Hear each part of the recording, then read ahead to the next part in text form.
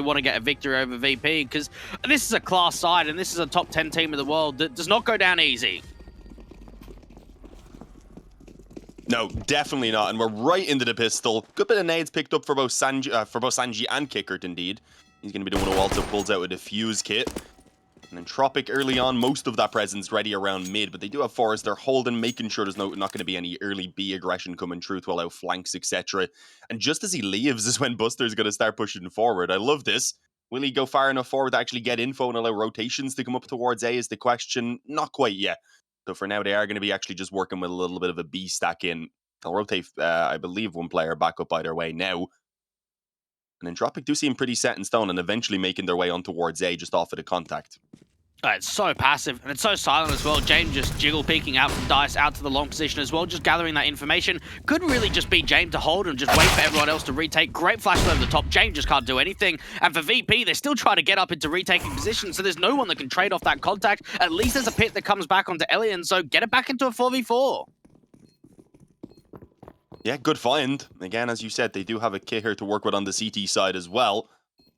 As Yekin there is the man who's looking to try and lead the way. I was slightly confused by his name in the initial seconds, not gonna lie. Lackey gets blinded up, he just hooks in though to Glock up close and personal. He's the only one to get anything done for Entropiq. What the hell? Swept up by the USPs that are just way too swift on the headshots. And there's plenty of time for that defuse to come in there with Sanji having the kit on his back. Or on his hip, I suppose, more so. They left it a few seconds as well to try and recover a little bit there, but it's going to be the opening pistol round going the way of VP. When Entropiq, honestly, if they could have just held off an extra few seconds, that time would have become a real issue for VP. Well, for Entropiq, they had quite aggressive approaches coming out to that dumpster and bank angle, and Kindar just gets away with 3 kills on the retake. You expect some more time stalling coming through from Entropiq, some more default positions to just try and see if they can isolate some of the individuals, slow it right down. Instead, VP just started getting quite aggressive. Kendar gets 3 kills out from that bank angle. Buster gets a couple as well. And for Entropiq, they don't win the round. They do get a bomb plant. So, right, we're going to force it up. We're going to try and put some early pressure on. Nade out to that T-God position, does some chip damage, and Elian just misses that opportunity to find the opening pick, and he looks in for a second, double dips, doesn't quite work out. Yeah, hanging around a little bit too long there, you've got to say. Yekin there also sticking around for a pretty long time, though, to continue the fights himself. Needs to be cautious of the man who's creeping around in towards the playground, so he is going to start backing away eventually. And honestly, with his man advantage, they'll probably look to play it a little bit safer now, especially being aware that they are up against this Force by. There's rifles, there's a MAC-10, there's a lot that really could be a danger, as Yekin there actually gets flashed in on in behind the tree, doesn't have the ability to escape, so the fight needed to be won, and it's not going to be allowed by Lackey. The AK reigns supreme, rather, in the one-on-one, and now with that, I do believe they're just going to start falling back down towards B. They've thrown a bit over towards that A bomb site, though, in terms of the utility, so trying to pull the rotations up, and it looks like it's been pretty damn effective. I believe it's pulled an extra 2 up, so there's only Kickert on B, rather, and even then, he's now beginning to join them up on A as well, so they might even find a completely open bomb site. That's an important kill on Kindar, because coming into today, he was the 2nd highest rated player in the entire event. Positive 35 KD and a 1.38 average rating. He has been insane for this VP side. And in terms of the rotations, you'd have to imagine this is going to be quite retake heavy out of B. Finally, Kickert's going to start rotating in to a somewhat decent position. Entropiq are really slow to get out of the gate from Monster. And now you've got the man in pit as well as Sanji in heaven. They don't have the nades, sadly, to work with, so they're just going to have to land shots, but the FAMAS gets it done. Fantastic control by Kickert for that transfer onto the second man. Sanji doing what he can from heaven as well. They won't stop the bomb plant, but they do the damage and leave him alone now in the 1-on-2, and while being forced to swing, it won't quite work out for him. Unfortunate there. He was against the man with the P2000. If he takes that first kill in heaven, it becomes just that little bit more winnable. But they do at least find the bomb plant off the back of it. 3 kills as well. It makes it a round where they get some really good damage done at least. And with that damage, could maybe consider going for another force buy here, obviously, because they know the economy is being kept really modest for VP. But I think the safe approach, maybe just buy some pistols in Kevlar, try and get a few kills once again, and hope to come alive once you get into that opening gun round. But a lot being conceded, you've got to say, in these rounds by VP. No, I want to see the Force, Dean. That's what I want to see. Buy it up, get Wanna those see it? rifles forward. There you go. Yeah, there we go. Classic CIS. Look, it's keeping pressure on. And Entropiq are knowing we're going to reset the economy if we could just win this one round. You have a look at the economy game. Outside of Sanji and Kick It, you've got 3 players that are sitting around $200 or less. So it just comes to, okay, how can we be able to isolate an opening pick? Again, Yukinda's quite aggressive. He was out to that rock angle from long in the last. This time around, just keeping eyes down on T-Con from Party, seeing what early information he can find. And for Entropiq, even though they're down 0-2, they'll feel like they're really still in this game. And for VP, being able to just rely on this opening kill for Yukinda, what a great start that is. And no one is in any position to trade that for Entropiq.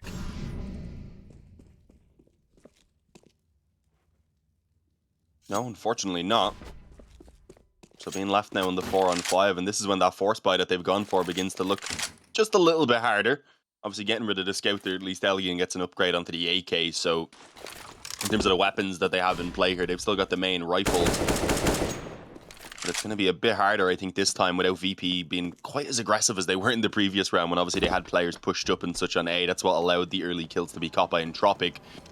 They did gamble pretty much everyone down on the B there for a few seconds. That's surprising. Ekandar now making his way back up and should be on the bomb site in time just before Entropiq start to push forward, because it does seem like they're pretty set in stone about making their way on towards A right now. They've only got a molly and 2 flashes to go forward, though. There's not a single smoke to put down. It means there's going to be almost free reign for VP to peek forward and take these fights if they want. Or to just kind of sit in places. They currently have a pretty solid crossfire here, especially if Yekindar can deal with the long player. He does manage to do so.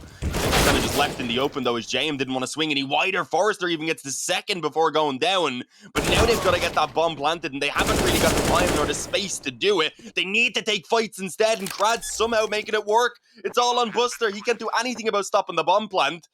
Instead, now he's got to pull off the 1-on-2 without a fuse kit. There is one in towards the truck, one on the back of the bomb site as well, and he's got to drop on the first player, tries to see if there's more to come from it.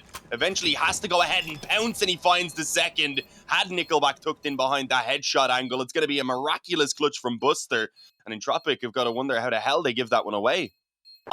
That whole round, I don't know what is going on there. So first of all, you've got Buster on the flank. He's pushing Monster, he's getting the backlines. They stack up on A. It's a great read to come out from VP, and you think, oh, this is going to be easy. They've got the crosses locked, and then all of a sudden, it looks like it's a VP round. Krad somehow brings it back with a couple of kills when he's struggling to get the bomb down, and then Buster, the one that is on that wraparound, is the one to get that clutch forward. Another buy is going to be on the table. This even looks more like a rifle round than just a force up, considering that the loss bonus is getting higher. They got that bomb plant as well. And notice for VP, Dean, they have won 10 pistol rounds so far in this entire event, and they've been 10 for 10 with winning conversions after winning pistols. So with early starts for them, they've been incredibly consistent. I was not aware of that stat. Definitely going to be making things a little bit easier for them if they're not losing any of those pistol rounds. I'm worried for Entropiq now, to be honest. If VP are going to be winning every single pistol, could get awkward. I expect Vertigo up next to be one where maybe have a better time. Still, it's early days. We'll see what can be done. Yekindar forward and towards the party. I thought he was probably going to have the drop onto at least one player there, but no.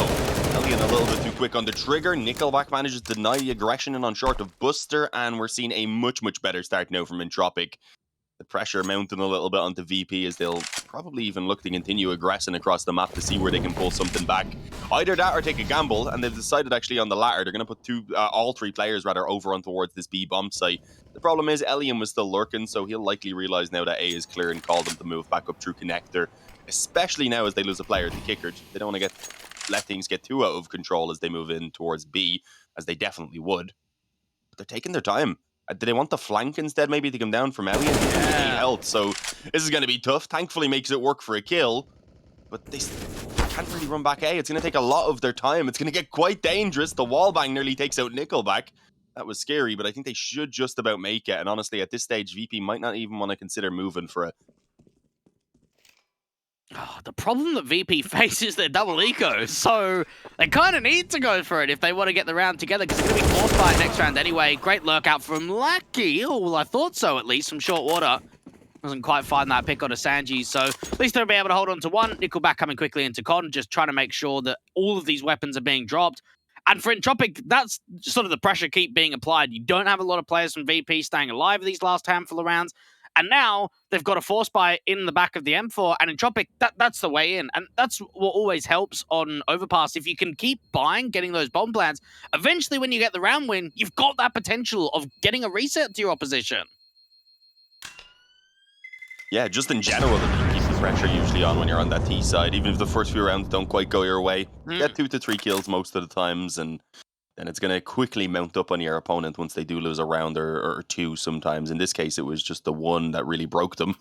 As you said, even with the one M4 carried over, they've still got pretty much everyone on a double eco, so they'll likely fully invest around it. They'll have some Deagles and Kevlar, but just the one M4. And if this one, importantly, doesn't work out, that's when Entropiq really start to kind of feel the profits, I suppose, from this early break. They'd tie things up at 3-3. They'd have a chance to even get themselves into a little bit of a lead, and obviously to start building up an economy of their own. So we'll see what can be done by VP. You'll need to see maybe some gambles, some risks being taken in the early stages of this round, and wondering where the M4 is. It's actually boosted up over on B. I like this. Normally a position where you can maybe catch one player off guard. He may not get an opportunity right now, unfortunately, but I do like that at least they are trying to make something happen in the early stages to alleviate a bit of the pressure, and he's mows down too. Never mind, the flash out connector doesn't manage to catch him. Lackey and Nickelback had zero idea as they went forward, and I love the timing on the nade from Buster. Oh my goodness. Even the wraparound play is possible here for Yakindar. Forrester does bring back a couple of kills. He needed more. He needed to try and stay alive, and Elian's just the lurk on. Hey! Oh, the timing! Yakindar's on the other side. The AK whiffs the shots. Dean, what am I watching? What's happening in this round? The boost up for Kicker gets a couple of kills. The dink and the nade on to give them the 5-on-2 advantage. Forrester tries his best to create some sort of opportunity of bringing that round back, and then Elian just can't do anything in that 1v3.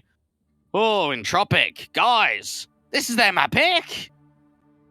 I mean, if we're being fair to Elian, at least in his position, he had lost everyone, needed to try and move back down pretty quickly. Didn't expect the man pushed up in the toilet still in place, but yeah, no, it kind of just crumbled immediately after that double spray down from the boost. Dropped into the 5-on-3. It seemed like they all panicked a little bit and just got torn apart.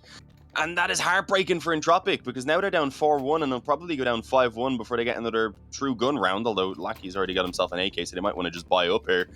But it's from a position where they were very likely just about to tie things up even, so it's a little bit heartbreaking. It gives VP a massive opportunity to keep this early lead going for themselves, and they'll be happy to do so. It is the force buy, as I mentioned, from Entropiq, but this time, I don't know if it'll work out quite as well for them. Although the damage is still done to the economy overall of VP, they've got a much more secure buy for themselves in terms of the rifles and then the nades behind it. So it'll be a little bit harder, I think, for Entropiq to try and steal it away. But they've got a few rifles of their own, so maybe they can prove me wrong. It's always exciting anyways. Forrester just making sure he's pre-aiming the angles in case there are any cheeky boosts coming in. Buster just going to get flashed out. Doesn't quite make a lot of noise. Doesn't rush in, just slow walking forward. Being able to clear out a lot of this map control, and just look at the amount of presence they've got on the B side. Entropiq are running into a straight B stack. Oh, and the timing on the molly was perfect. James right into the UMP. The spray down doesn't quite work for James, unfortunately, on the third man. But he had already got the two and was happy to accept a small bit of help then from Kickard as well, who will just join in from the barrels there, I believe it was, around that smoke. Been pretty much kept out of the play. They've done serious damage onto both Forrester and Elian as well. So, I mean, I admire the change up, trying to switch up the pace a little bit and bringing things out monster, as we haven't really seen. Even when they have been going towards B, it's normally been off a slower default. So they tried to change it up. It just doesn't work out too well. And at this stage now, unless this boost is to pay off with a kill, I don't really think there's going to be much hope of them pulling things back. And especially now, as Sanji confirms the position there, he will have actually heard the drop in towards the water. I mean, would you think about saving at this stage? Obviously, the issue being if they don't get any loss bonus if they do carry over their weapons, so they'll be even their economy mismatched with everyone else. And in theory, could even die after time because they're currently being flanked out. I don't think he'll really be waiting for it, rather. If Yakindar wanted, he could have given it an extra few seconds, tried to maybe take them down after that clock had ran out. But I think Forrester, realizing that's a possibility, decides to bail up towards long. It's going to be 5-1, and it looks like we're seeing Entropiq struggle a little bit like they were yesterday. We're not getting a 16-0, which is a positive. Yeah. It'll be a pretty one-sided game if they don't go ahead and wake up pretty soon. What I'm really worried about is when you have a look at that game of Gambit. Okay, context is very important because they got absolutely destroyed on that one. They started CT on Mirage. They got no rounds. They then went over to their second half. They weren't able to find anything. They go up on Vertigo. They start T-side, and they go down 4-11. They go into their CT half, and they don't get any rounds. So we haven't seen a single CT round for them in the entire playoffs of the best of 3 they played in the semi-finals. Now, we are seeing them on T-side, Dean. It's just that if they don't put enough T rounds up, what's going to happen when they get into their CT half? Yeah, no, that's scary. And what's going to happen, I mean, as you were saying, even going on to Vertigo, where VP in theory should be even stronger than they are here. So it's not ideal. They definitely need to be given a lot more right now. Overpass statistically is one of the most played maps for Entropiq, if not the most played. I do believe it's tied up with their Dust 2. So they love this map. This should be definitely going a little bit better for them currently anyway. This round, I'll give them a bit of a pass because they've only got the single rifle, but they've made it work for a trade early on, so that's actually a decent enough pickup. We'll see what can be done now off the back of it. If they could get the extra weapon, that would be a nice find, but I think it's down and towards short currently, so they'll only really get that if they start to push forward. Boost again, this time might actually pay off. Sanji was watching for it, but he's just not fast enough on the trigger, apparently. It's open, and they might even decide to slow things down. They have a chance to actually punish this guy with Yekin there in connector. He's heavily committed, doesn't have the opportunity to fall back at all, so we needed to just stick there and see if he can mow down a couple with the AK. But that doesn't go in his favor, rather. A 4-on-2, there's not going to be a rotation quite in time to the bomb site either as the smoke goes down. And VP are going to back away. They're just going to save both of these weapons. When do you think they're 5-1 up? They've got a terrible economy. They really have not been able to farm up a lot of money. And Entropiq, they'd really feel as if they've kept this game tight, even if the scoreline doesn't really show it. That round right there, we could see that Sanji was watching the boost, like you mentioned, Dean, still gets overwhelmed. It still works out for the T side. And with that, it starts baiting in the over-aggression rotations. Yekindar's thinking, okay, I'm going to sandwich them in. They might be exec. All right, I'll get into a backstab, hope that I can catch them nades. And instead, they're actually watching it. And Crad just coming back up to Con is going to be able to back up Forrester, who had that hero AK going into this round. Even Nickelback thinking about a late lurk out on B, trying to see if he could just drop one more of these weapons if possible. Get himself an M4, so that's a rifle that can get saved in. Alien actually catches off one just before going down to the bomb. Nickelback knows the AWP is here, the wide swing, tries to come in, just doesn't quite find the pick onto James. So an AWP's been saved in.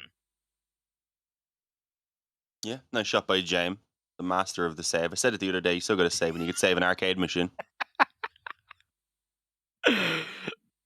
His stats in this event are pretty good, so, I mean, look, if it works, it works, right? They're 7th in the world. He can save and have good stats, to be fair. I wasn't saying he can't. That op is pretty valuable. He's one of the players who tends to much prefer the op over having a rifle as well. We don't see it as often as we did back in the day. The biggest example before probably would have been JDM. He's been gone for a while now. So, yeah, you definitely want to make sure James has the op in pretty much all of the gun rounds. It looks like they're actually going to buy up around there right now. They've got the M4 pulled out on Yekin there. I mean, with the current scoreline, you can kind of understand it. Win the one round. Again, Entropiq won't really have much money behind them. But it's very risky. It does give the chance for Entropiq potentially to start coming back into it now. Because if they win this round, then it's definitely a full eco rather for VP. And then Entropiq are up towards 4. And that next gun round could even put them into the lead. Yeah, there's definitely not many AWPers in that sort of way that just sort of hold the main AWP. I know that Sirison on Big is sort of another one that actually scouts a lot more than he does with the M4 at all or AK. And for Elian, now he's got the opportunity on the big green. We've seen him rifling a fair bit, just lurking up and around A. James having an opportunity of getting that first pick in from underpass. Doesn't quite come through. And Entropiq, they've got some slight more pace outs along. They've been incredibly passive on this T side. I don't think we've seen really much presence around long other than usually one player or so going for the early fights. The flash over for Yekin there. He actually only gets himself the 1 kill. He did actually get a dink in towards both Lackey and Elian. But he still has kind of the self-awareness to realize he doesn't have to stick around, fall back off, keep the advantage they already have for themselves, and call in for some assistance from James, who's going to come in and help him to clean things up. Unfortunately, losing his own life in the end, so Yekin there does go down, but it doesn't really matter. They've got a 4-on-2. They've been able to utilize these weapons fantastically, and James just keeps on going into his own smoke, I believe, even there in the long bathrooms to get the second last kill, and it's Sanji who gets the final one, even stealing away an AK for himself. Why do I keep doubting VP? Doesn't really seem to matter what they have, man. Honestly, I look at that round, Dean, and I'm struggling to figure out what is going on there. So we see what? Yekinder getting flashed over. He peeks out long, does great. Wins that first duel, tries to pull the attention over. James then gets some confidence to peek off the back and try and see if Yekinder can draw as much as possible into the bathroom's angle of long that he can swing out from behind. And then you think to himself, they've got 4v3. They can play passive. They've got Sanji on signpost. He aggresses through his own smoke. He's so confident.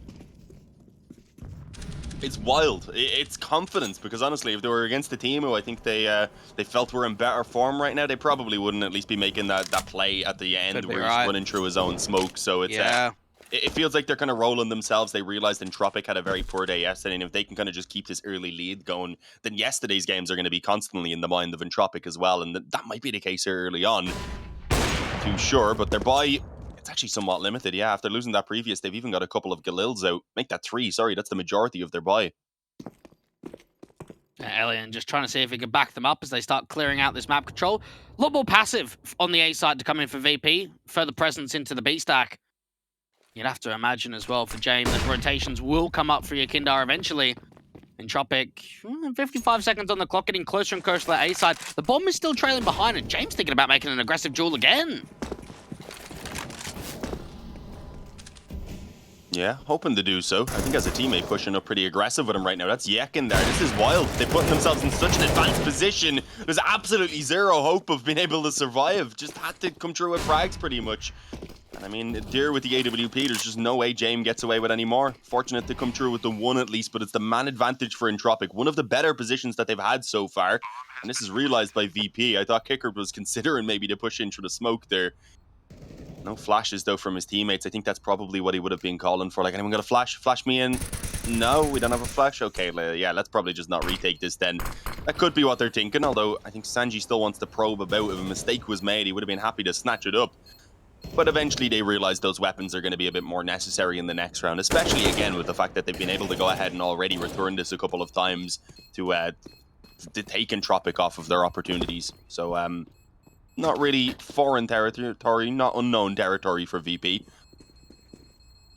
But even with the 3 weapons saved, I think they'll be a bit too short of actually being able to drop those weapons over. So maybe just some pistols on towards both Jamin and Yekindar. It's definitely one of the weaker buys we've seen, because they had the up at least into the previous one, which gives you a little bit more room, I guess, for being proactive, for looking for those early frags and such.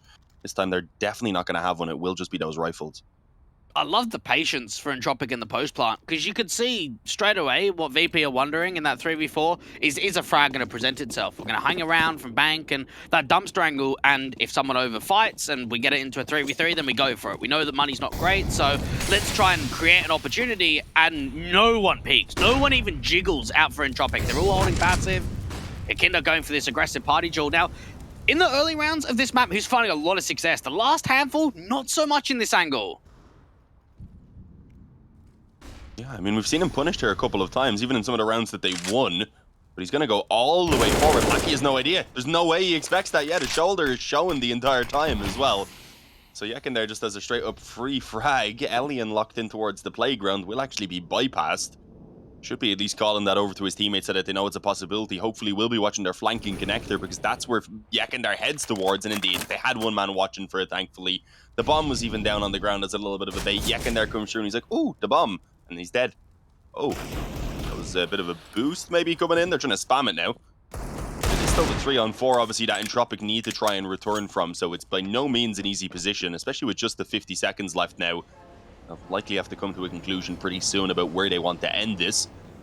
But at least for now, they should have the advantage whichever side they go towards. It, I was going to say, is a pretty standard split. Never mind, they've rotated, I believe, Sanji back down towards Graffiti. They make Nice on the boost.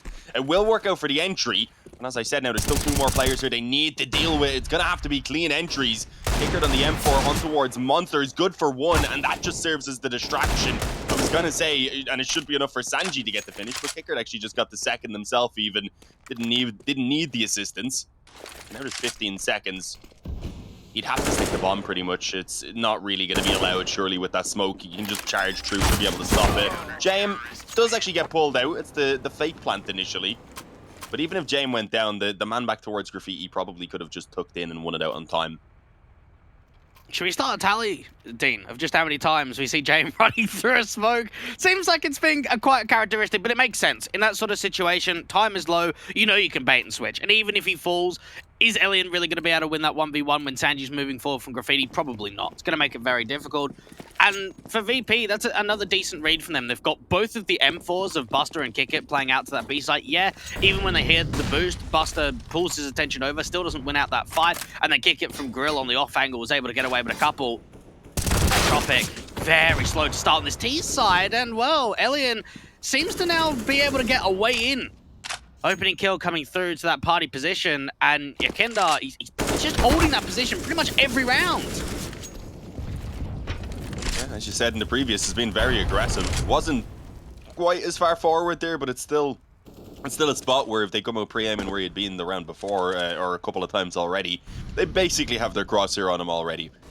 So it didn't work out too well. Krad's got so far forward. It's only JM right now. He's low health, just sitting back in bank. The hope was really just to catch someone if they came long. Maybe jump peek short every now and again, hoping that the timing would work out to actually see the players pushing forward. Unfortunately, that's not quite the case. Entropiq creep onto A. And while they don't quite have the bomb ready as of yet, it will be rotated over. And I don't know if much can be done by VP. I guess they were hoping to maybe try and catch one of these kills before the bomb goes down. Do still want to try and do so to see if it's going to be a winnable affair, and well, it's not looking too much so. Elian flashed in there alongside Krad. They take that initial fight. Krad will get the one before going down, so at least the trade came in, but I mean, that's all it is at this point. A small bit of damage being done. In terms of actually winning the round, it's pretty much impossible. I'm kind of surprised they haven't already once again backed off to save the 2 rifles, because it's all they'll have in the next round, when it is just going to be pretty much the eco otherwise. Yeah, getting close to that wallbang shot to finally dealing with Alien. I love this positioning out from Forrester, just playing from the B side, knowing we can just sandwich in the CTs. Alien even getting flashed forward, so he's going to make the aggressive move. Catch the back of Sanji, that's going to be able to pull them around. Kick it with the AWP, going to struggle or maybe not. Bring it back into a 2v2, and the hunt really looked like Entropiq had the upper hand. They had the right positioning, they had them caught off and sandwiched in the middle, and instead they both fall. It allows the CTs to hold onto their weapons. Entropiq up to 4, and VP kind of doubly go again from a couple of players, so we could expect potentially a 4-spy with only the 1900 loss bonus around this AK and AWP. And a lot of the times, if we see a CT side getting aggressive to party, or long control, or out to fountain, it's normally a couple of players, or even 3, where the style that VP are playing on Overpass, it's like, right, Yakinda, go aggressive, play party, we'll hope for you to get a frag, hope for you to get an advantage. If not, well, we're not backing you up because we've got no one there around you.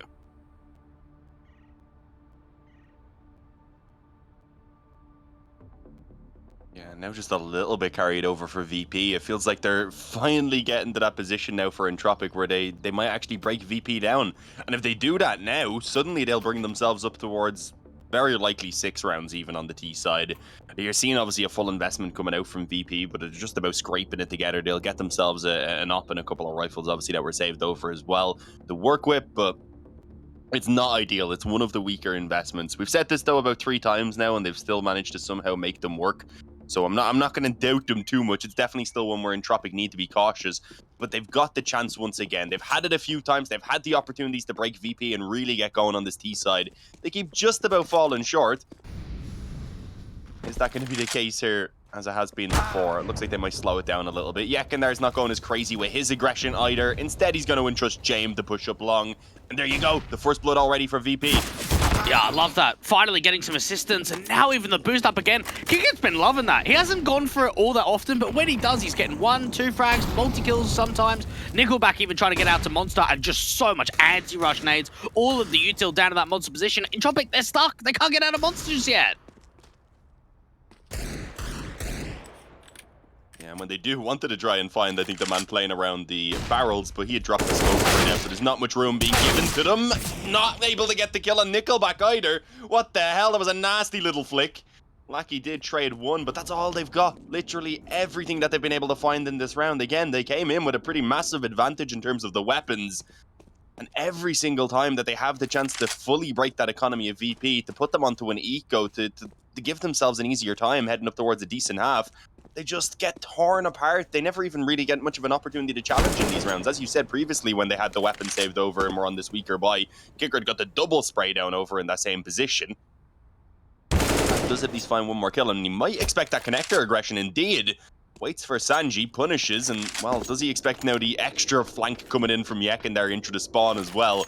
Just about makes it down connector, so the timing works out for him perfectly right there, and he might even be able to get a bomb plant out of it now as James is all the way back on A.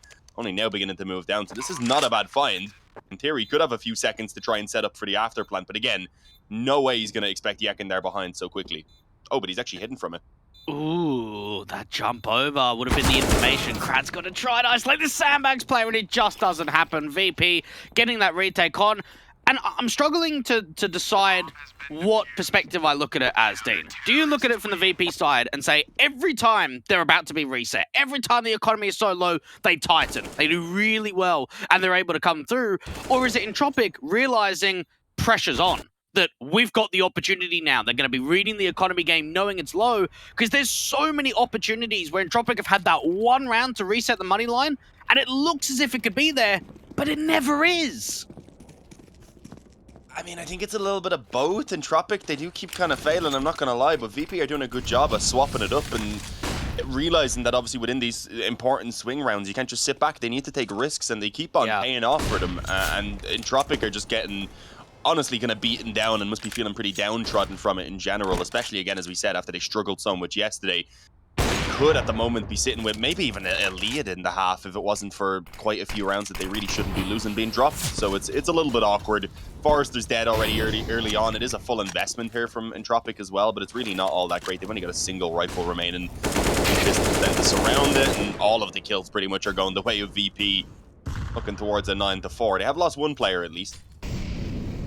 That's Buster who goes down, but I don't think the weapon's recoverable. Sadly, that he was I believe just jump peeking even. Oh, never mind. Thought Lackey would have that one. What's the way in for Entropiq now? Nickelback and Alien just hoping for a slight miracle, hoping that they can catch the B anchors sleeping, get a couple of entry kills, open up the bomb site, get a bomb down. Even a lot of noise being made. Time not really on their side. Seeing an info play for Yakendar, just moving forward out from long, not seeing anything. So eventually could start rotating Jame out to that heaven position. That's exactly what's going to happen.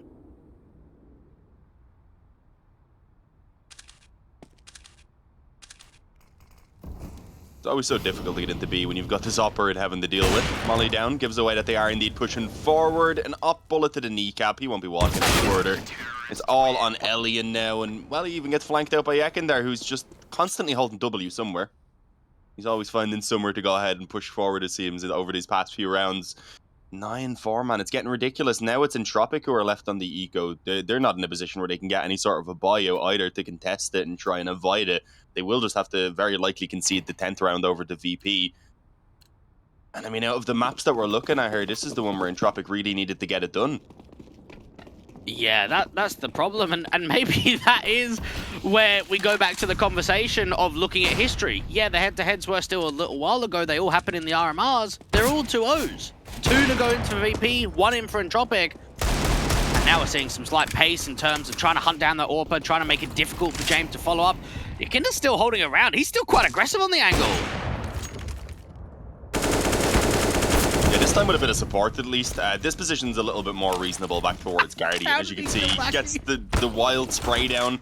Had committed a bit heavier than normally you'd probably expect to be. But again, with his teammates here who are able to go ahead and support him, I think Buster just ran up through connector as well. It's not going to be a big deal.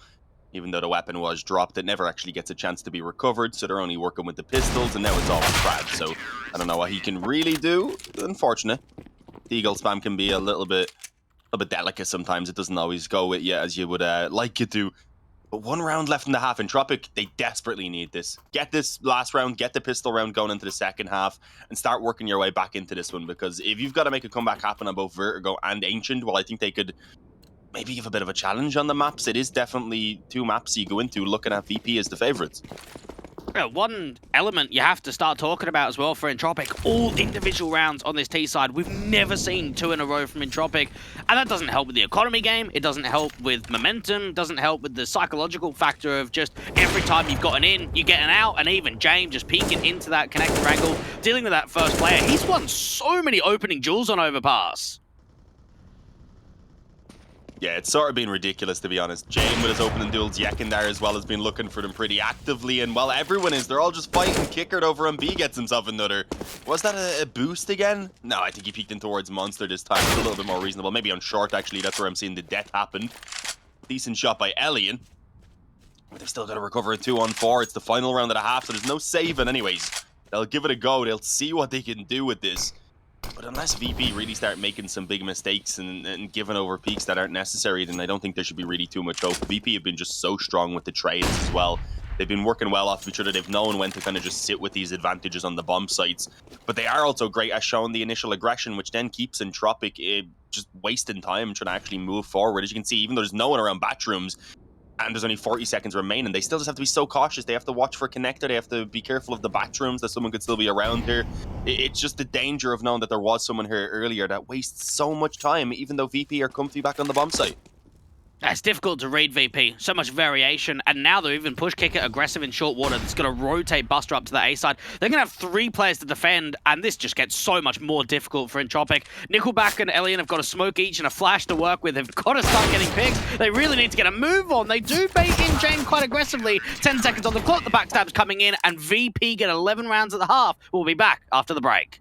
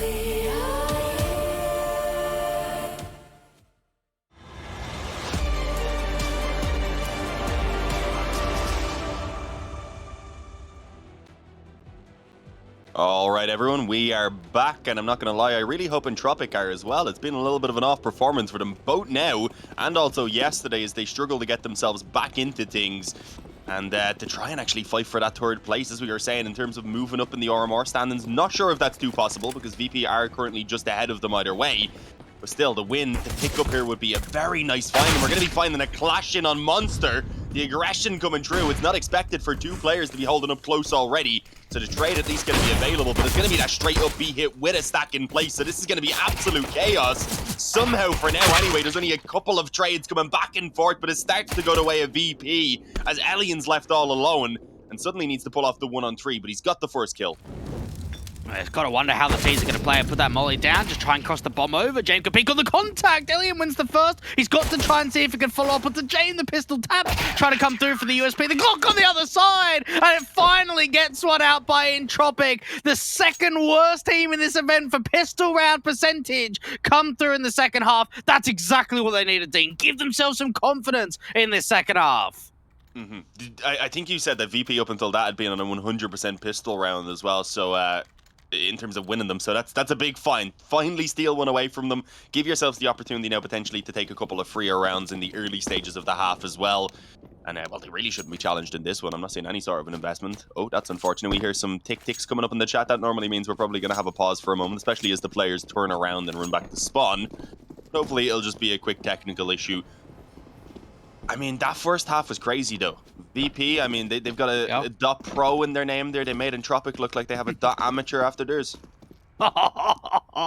He's ripping it now. Look, it has to be something you think about, because for Entropiq, they kept it close. They kept it competitive. They were able to get rounds here or there. The problem was the follow-ups, and that was just not coming out at all. They never really got economy on their side. They weren't able to reset VP in situations at all. Finally, they get a pistol, and just to dive back a little bit deeper, Dean, to VP. So they're currently now 9 for 19 in pistols. They're 10 for 10 when it comes to winning pistol, and then that second round, which gives them the highest conversion rate in the entire event. They're also got the lowest conversion rate for round 2 breaks. They're 0-9, so if they lose pistol, they've never ever won the second round. Never. At least just yet. Never. What's even the point of winning the pistol? Like, at that stage, if you know you win every pistol and lose every second round, just lose that pistol. You'll get better loss bonus, honestly. If you're going to break it down statistically how it's gone for you so far, that's how you should do it. Obviously, you're not going to look at it that way. You're never going to purposefully lose a round. But yeah, no, it's a weird stat. Not what I was expecting you to come out with there. Maybe now that they've lost the pistol, though, it means that they'll 100% win the second round. So that's going to be scary for Entropiq. That's how things like that work, right?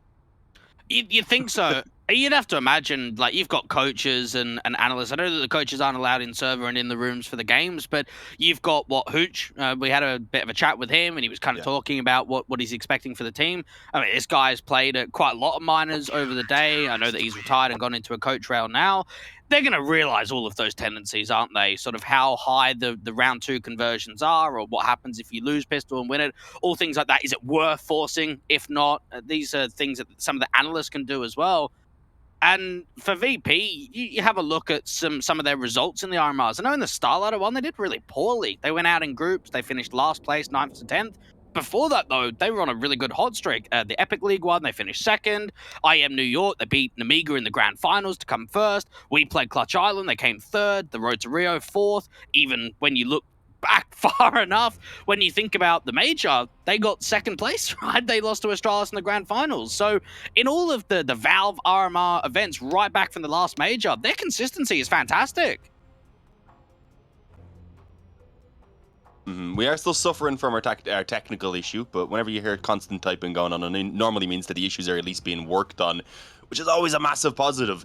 But again, focusing on what we've actually got coming in this game, even if we see, obviously, Entropiq managing to pull their way back into this map to get themselves the victory, it's still not going to be an easy road ahead of them, because they've got to then get the win on Vertigo, which is a map that they play a lot, if we're being reasonable, but it's not a great map for them statistically. On towards Ancient, maybe things would be a little bit better, as it's not one that VP play too often, but I think like the one game that they've got on record was a pretty solid win indeed over NIP, and that was only a recent enough one as well, I do believe. No, it was actually a couple of months back, but still, it's one that they've played before. I don't think VP would want to get towards that one, but it's the Vertigo one that does, of course, worry me, especially if Entropiq don't actually make the comeback here happen. But I am curious if Entropiq are going to be cooling down a little bit. It's always the worst case if you win like a pistol round, or you have a crucial gun round or whatever coming up, and that's when you get the pause. Sitting about feeling a little bit antsy maybe, especially when Entropiq had struggled so much in that first half. And even then, they just barely win that pistol round off the back of a clutch as well. For Entropiq, just try and see if they can gather some momentum in this third, fourth place decider again. Both teams already going to the major, and what a leg up this could be for this Entropiq side when you think about the situation they're in. They were what known as sort of win strike.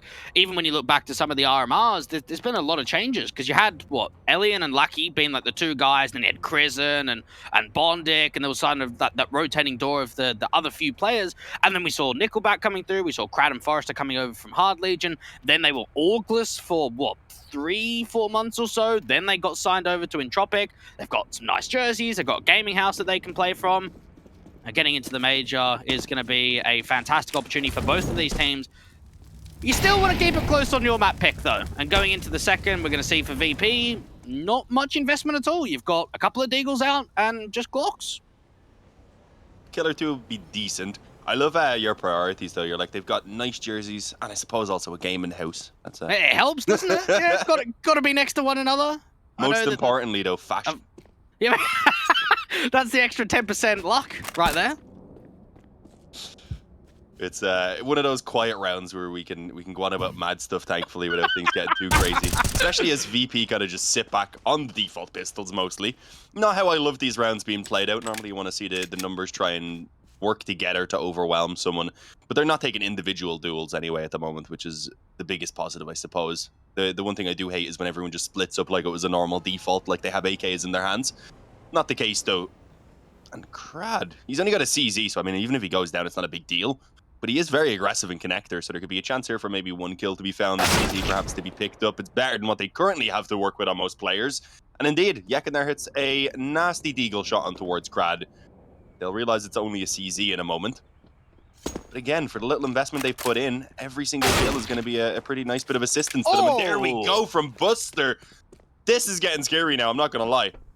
Oh my goodness, don't tell me this is going to be the first round 2 break they actually win when they don't even force it up. All they've got is 2 Deagles. Forrester completely flashed. The CZ peeking around. Sanji gets the Deagle kill, and now they can just get that bomb down. Entropiq on rotation, out from that dumpster angle. They deal with the first and the second. The SMG's doing work. Even pick up that last player. Kickit is now in the 1v2 to try and bring it back, and it seems as if Entropiq are going to recover the round. Jeez, that was expensive. That looked entirely winnable in the 4v2, and Entropiq, they just beat them with pace on rotation. Yeah, that was nasty, though. I mean, the trades, the 2 initial entries obviously go the way of VP. They even get a 1-for-1 onto the man up close in towards the truck. It is not how Entropiq want that anti-eco to be going when it really should be quite a clean affair for them. Instead, now a ton of reinvestment has to come in towards the open and gun round, giving VP a massive opportunity if they snatch this one up. Again, just start running away with the scoreline, to start running towards that finish line even. Even not a lot of room, of course, for Entropiq to work with in that case, so they're going to really have to just ensure that they keep on winning out now. I like the boost that's coming up, I believe, above the sandbags. Indeed, you can see out towards Monster. Not going to get vision quite yet. I was going to say if he waited a little while, he might see Kickert step into his crosshair soon, and he only now begins to move in that direction. So it's unfortunate he gave the position up when he did, but you also don't want to stay too long and leave yourself exposed towards Connector. It actually looks like everyone on VP is grouping back up outside B as well. Nickelback having the water control here. If they don't move in for it, then they could have a bit of trouble trying to deal with the short players as the actual monster push comes in. So we'll see how they play this out. Oh, this walk forward. If they smoke or even molly off the sandbags, the entry side to the B bomb site is going to be incredibly easy. Lucky just trying to see if he can move forward. He's getting quite aggressive. He's getting hammered by so many of these flashes from the T's. Good shot by Yekin there. I was going to say Nickelback should have himself the kill. He actually did find it, but it was with the nade instead. Got a little bit of assistance from Crad, but the numbers aren't really working out at the moment for Entropiq. VP have got pretty much all of the entries, leaving Forrester in the back there to do what he can. And while he did get a decent pick on the first man, unfortunately the molly doesn't go down quite in time to deny the bomb plant. And when he eventually does force that player out into the open, they have the communication on point. Buster was ready to swing as well. The trade ensured, and with that, a 12-6 lead snatched away, as I said, by VP to leave the economy of Entropiq completely shattered.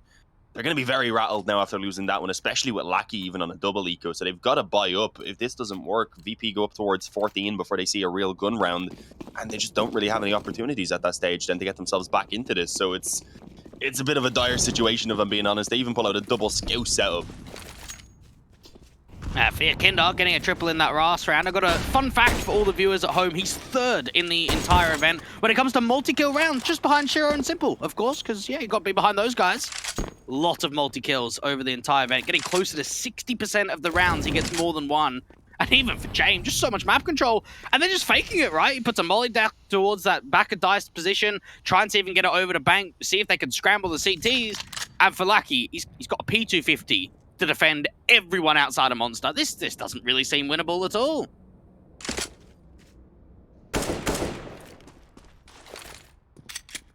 No, definitely don't fancy the chances. Lackey's actually going to get completely caught by the Monster player somehow. Doesn't go down to it, but wasn't really ready as they started their push forward. Forrester, how was he getting away with two? Okay, stuck on A health. Surely he's not going to be able to allow it to get any more. He's already making this a costly round and has added a pretty decent amount of money to his own economy. Teammate in the background, though, going to be caught off guard and taken down, and Sanji manages to hang on just about, though, to be honest. It does get pretty dangerous, and now you've got all three players heavily tagged up. So Elian here may as well have a super speed up. We'll throw it back 6 or so years. He has quick movement on that up. It might even be more now, to be honest. Don't make me feel old. As the bomb goes down. I mean, he's only got a scout and Kevlar, but it's more than they'd have otherwise in this next round. So is it even too worth going for this? He might not be aware that all three players are actually quite as low as they are even. Elian, thinking about having a crack at this. It just comes down to, what are you really saving? You're not bringing a lot into the next round, so might as well try and see if there is anything possible. No one is over-peaking. No one's getting aggressive in these duels at all from VP. Hanging back passive on the side. A couple of really important kills for Sanji. When you think about how wide he swings out from that pit angle, even going down to very low HP. VP up to 13, Entropiq onto 6, and it comes down to that whole sort of conversation again of where are the follow-ups. Yeah, they won pistol, and they won the follow-up. What did VP bring to the table? 2 deagles. They didn't have a buy. And now, since we've come from then, they haven't been able to score any more rounds. Money is in an awful position. Loss bonus isn't really there. They're down by 7 rounds. It's not good enough for Entropiq. And when you have a look at that conversation we had very early on from Hooch sort of saying, oh, we want to hang with the best, we want to try and be a top 5 team in the world, it's good to have those aspirations and those goals. If you're not delivering it on the server, how are you going to get there?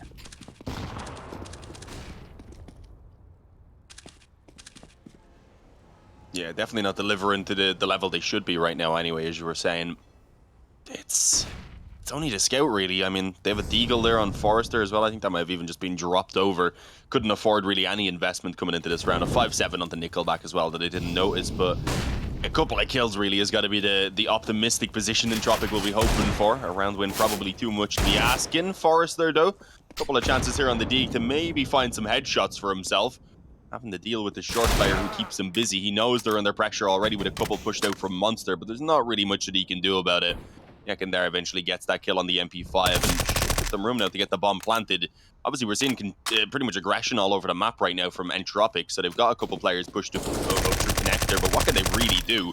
As I said, with the bomb already going down, it's more about, I guess, getting a couple of exit frags, trying to steal away a weapon or two, and to just give Entropiq an opportunity to come alive now in towards their next gun round, really. It's all they can do. Should be a free kill again for Yakandar. Brad, yeah, he was tucked in. I like the idea, trying to catch someone off guard, but when it's Yakandar going forward with that MP5, he's going to clear out all those little ratty corners, not letting anyone get away with anything. It's dangerous for Kicker. Never mind, it's dangerous for his enemies.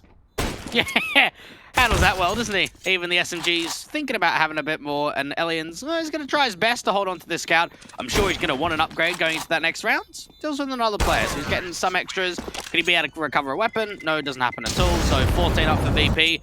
Entropiq, this is probably last chance saloon, isn't it? Elian can go glass cannon with the AWP. He doesn't quite have enough money, needs an extra 100 to be able to get that AWP and body Kevlar in at the 54.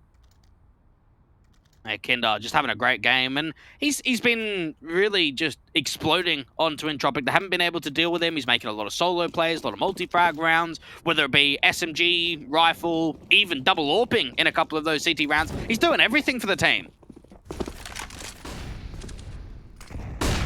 Yeah, was rocking it around long a lot of the times back on their previous half. Now happy enough on the AK, of course, on this T side. A little bit more freedom, a little bit more room to maneuver, and yeah, 24, as you mentioned. He's just having a crazy game in general. It's way too much for Entropiq to deal with when they haven't really had a standout of their own. Forrester, according to the stats, is up there with 16.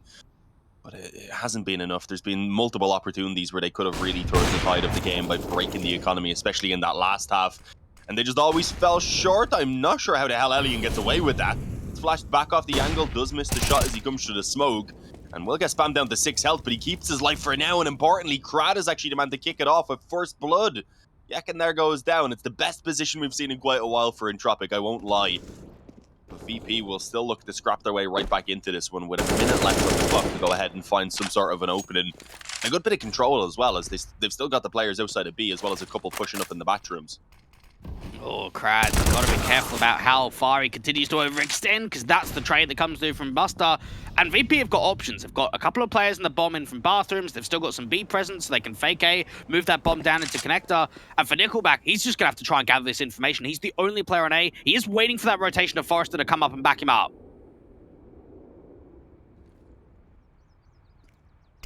Yeah, should just about get her in time, but as I said, smoke of course goes down to maybe make it a little bit harder. Nades-wise, there's nothing to slow this down either. There's a single flash for Nickelback, and he's in a position where he doesn't want to give that away.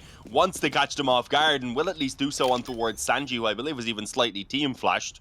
He's not able to deal with the second man moving in from long. Good push from VP, confirming at least the trade, and this retake is going to be damn near impossible. They don't have a kiss, so they'll have to move incredibly quickly.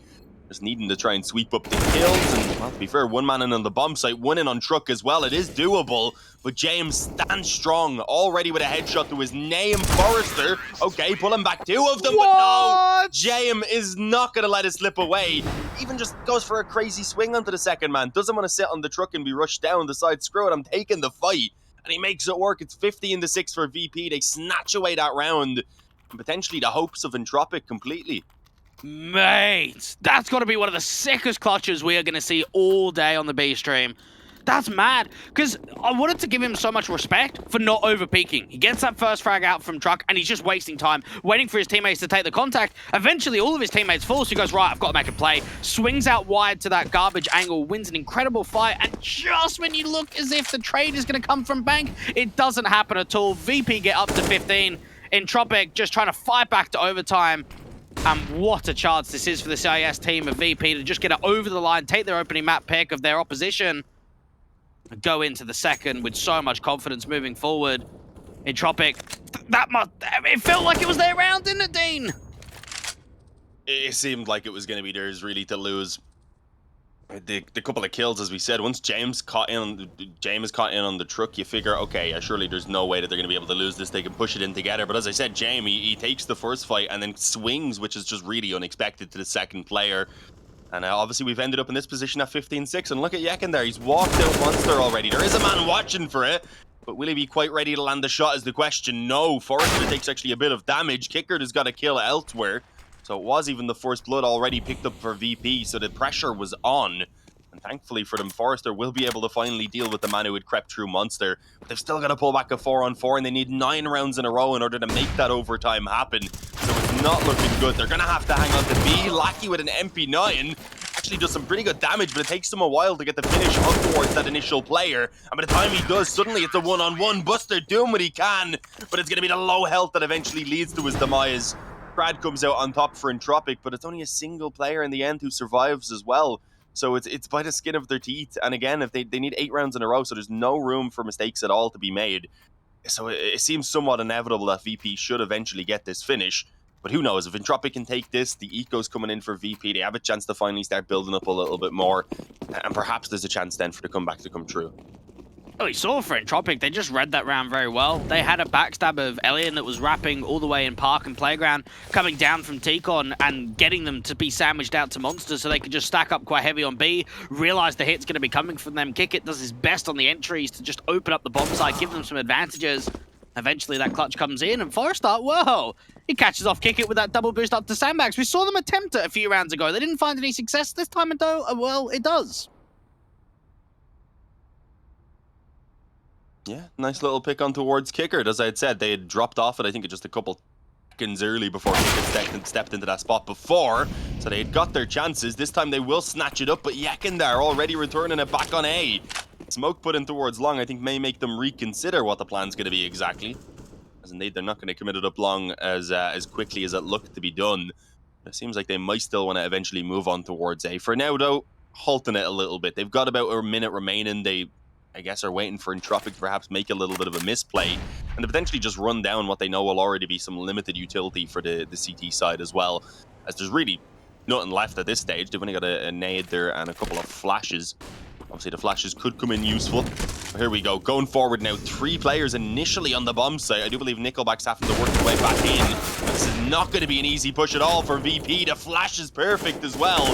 Trying to allow the swing in. Free kill on towards Yekin there, but they aren't dealing with Sanji on long quite as well. He's at least able to get a couple of trades before they eventually deal with that man. And, well, now they're actually struggling to get Forrester in on the truck. It is, again, a trade, but he wastes a few seconds. Gives that moment for Lackey to try and get into position. And now it comes down to the one-on-one. Sanji actually going to be given even a bit of time to back away and get a stronger afterplant. Got to imagine that kit's going to get picked up by Lackey if he wants to get onto the bomb. Tap it once, try and see if he can draw the fire out. Sanji on for the quadra. Does he have the right read? Oh, he's just not even checking. He's not even jiggling. He just has that feeling that he's not going to tap it. Lackey's finally gone back to the kit, got onto the bomb, and this is where Sanji can go out wider. The kit just coming through. The stick's coming in. Lackey finally gets off it, and Sanji wins the fight. What a clutch again to come through from VP, and it's Sanji to get the job done. Dean, that was an insane last round. That was so well played from Sanji.